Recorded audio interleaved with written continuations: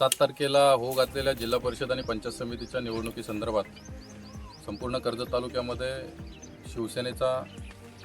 भारतीय जनता पक्ष असेल, RPI असेल आणि शेका पक्ष असेल अशा या युतीच्या माध्यमातून अतिशय चांगल्या प्रकारचा प्रचार संपूर्ण कर्जत तालुक्यामध्ये सुरू आहे। आज सावेळे वार्डातील जिल्हा परिषदेचे असलेले उमेदवार योगेशजी कांबेरे आणि पंचायत समिती कडावगणाचे असलेले उमेदवार संध्याताई सुदाम पवाळी यांचा आज प्रचार या सावेळे ग्रामपंचायतमध्ये होत आहे। अतिशय चांगला प्रतिसाद नागरिकांच्या माध्यमातून मिळत आहे।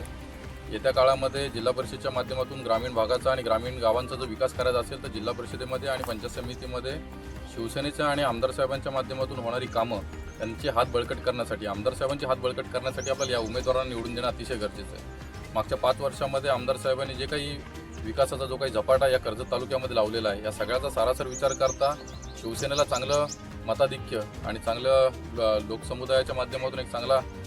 आमच्या उमेदवारांना चांगला प्रतिसाद या ठिकाणी मिळतोय आणि नक्कीच आमचे सर्व उमेदवार या ठिकाणी निवडून येतील। आणि आम्ही जे काही विजन घेऊन चाललो हे विकासाचं विजन आहे आणि विकासाच्या माध्यमातून चांगलं काम या कर्जत तालुक्यामध्ये आमदार साहेबांच्या माध्यमातून आणि या निवडून येणाऱ्या आमच्या सर्व उमेदवारांच्या माध्यमातून येत्या काळामध्ये होईल, यात तीळ मात्र देखील आमच्या मनामध्ये देखील शंका नाही।